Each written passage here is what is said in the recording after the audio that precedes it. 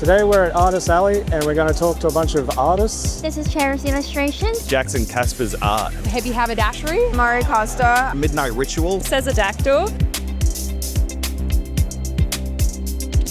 My mini Pokemon here. These guys are always pretty popular because they're a nice cheap price point and they're super cute.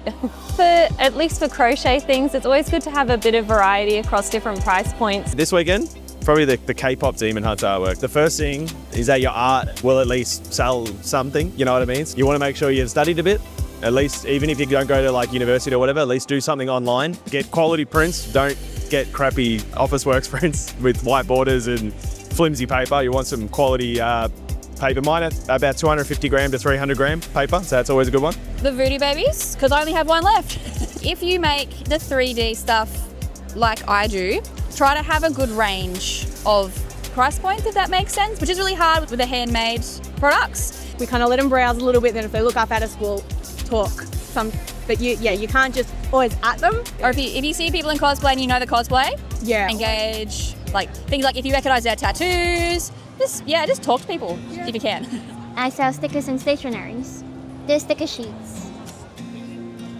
Build a good portfolio first on your social media. That way you have a higher chance to be chosen. Just keep posting your art. Like don't let feelings like embarrassment or cringe or whatever stop you. If you want to be special, you got to do something special. I think definitely my stickers and my keychains, and also my freaky stickers specifically. Don't be afraid to keep old art around, as much as I hate it. Some of my bestsellers are 5 years old and they keep continuously selling, and it's better to kind of keep them there while you make new stuff. And if that new stuff then kind of outgrows it, then you can replace it. These little beanie plushies. This is where I put my heart and my soul and all of my hours of effort. Do things that you are interested in. Never try and do something, that you're not passionate about, because your lack of passion will come through in your work. If you like something, you should be able to sell it. Today it would be these cards over here. The postcards? Yeah. Cards. A lot of people who attend cons tend to attend most of them, and a very limited wall space at this point, so smaller prints tend to be more popular. Try your best in every artwork. Aim for high quality instead of high quantity.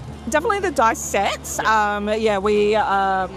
That's probably our best seller, yeah. Just start. It's honestly the best vibe. We've been doing conventions for 4 years and I was really nervous the first time, but honestly, everyone is so nice. You'll find someone that's got the same hobby and interests as you. The bestseller isn't here because it's sold out, but it's in a similar leather to this, and it has a dragon embossed across the front and back. It's a little different for us because if you're an artist that does, drawings, paintings, a lot of the time your art can sell itself. If you've got something that's slightly more complicated that needs, addressing and explaining, just know what's going on and be happy to talk about it to a lot of people, because there are going to be a lot of people that come past and you're going to be repeating the same thing over and over and over again. That's a tough one. I draw a lot of dogs and birds, so depending on the people, this is my bestseller in dog prints.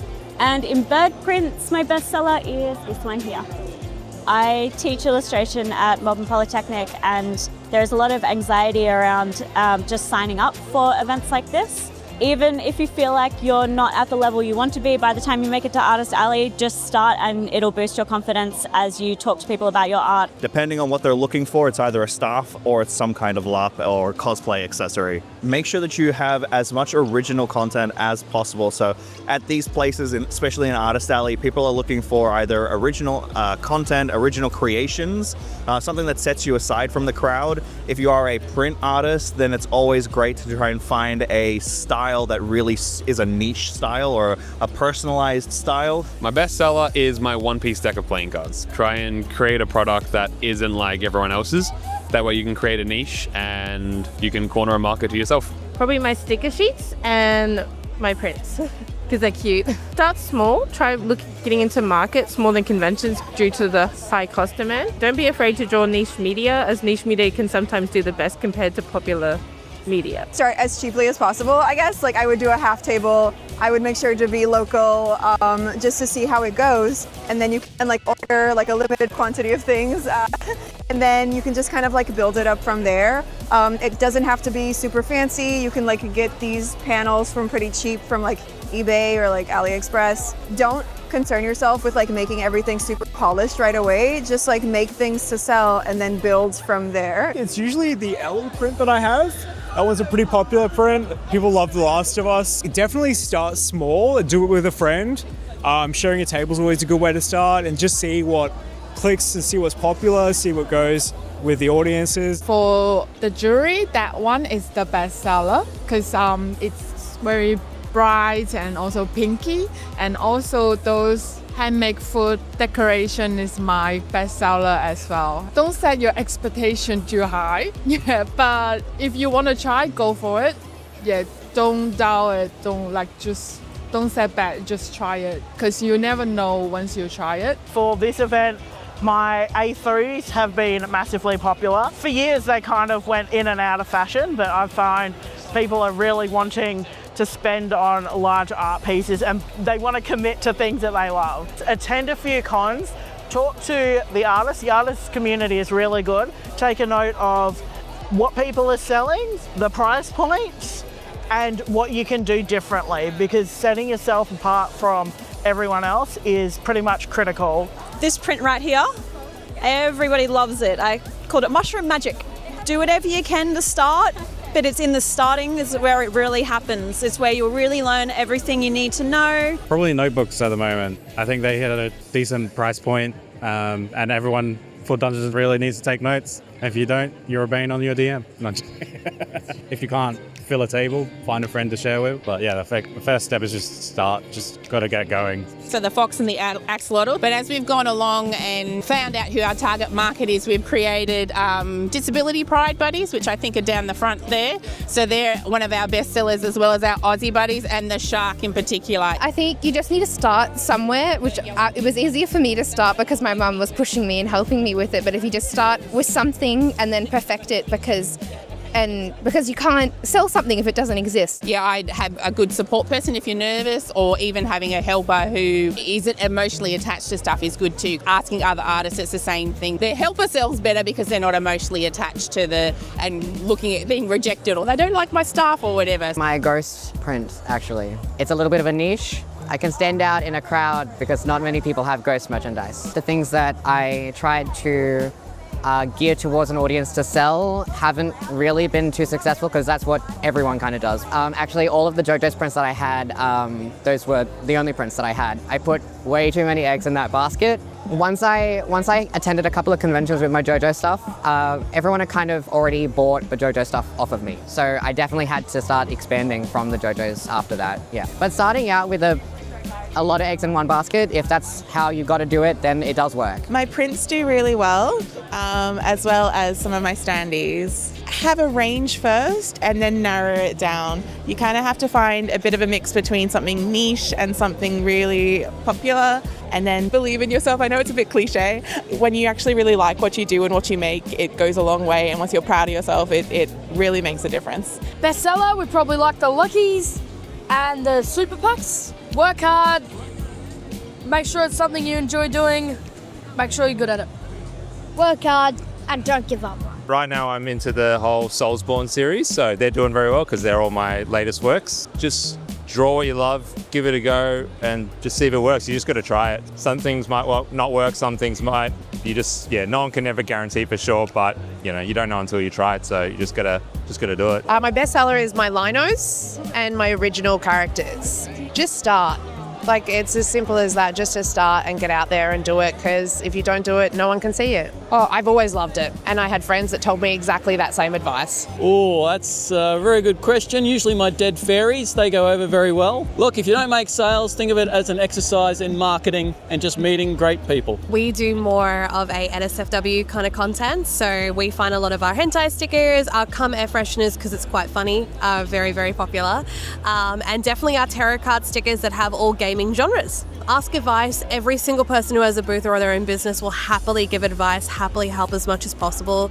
Just keep drawing, showing people what, start your Instagram, get people looking at your stuff, and honestly, this is the best thing I've ever done. Plague Doctor masks. This is my first time, so Yeah, have backup stock. My best seller is probably the Springtrap Kika sticker over there. I really enjoy interacting with people. I enjoy getting the face-to-face reactions from people seeing my work, and it's just really, really rewarding. Probably the Proto Beans, these little guys. They're a little weighted plushie.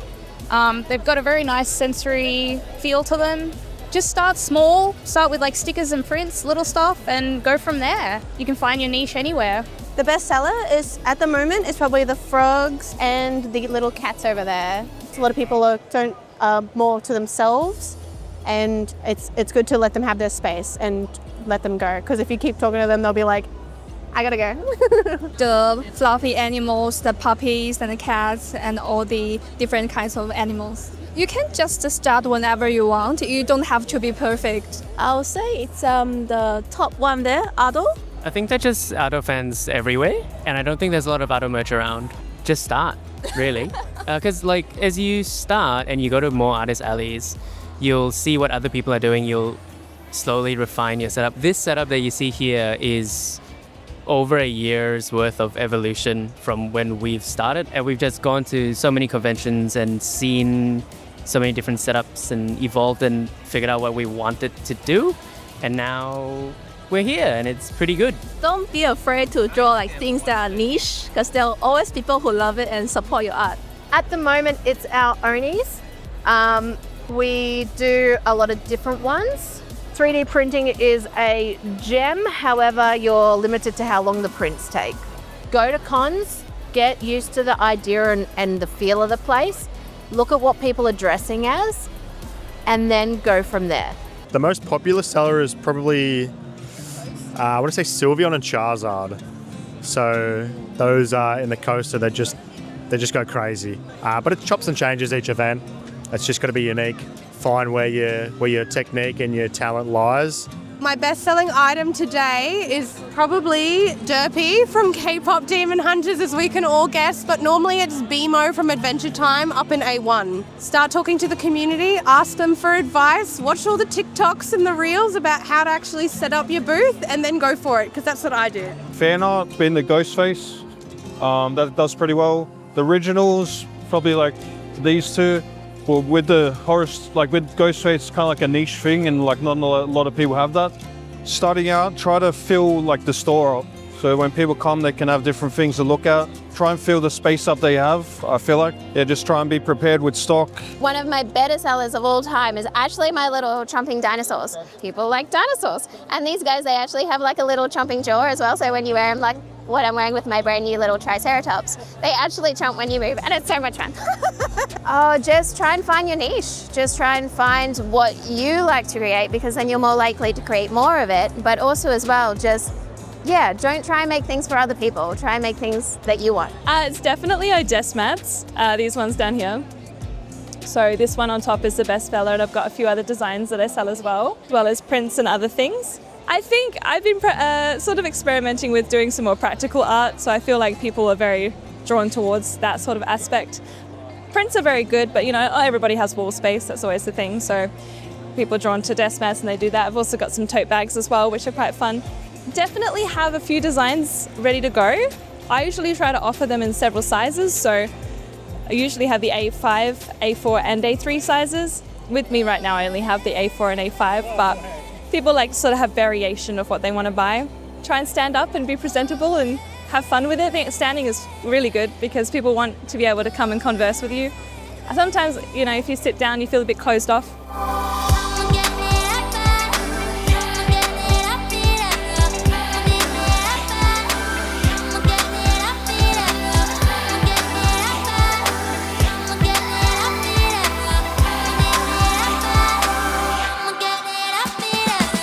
So that's the end of the event. A big thank you to everybody.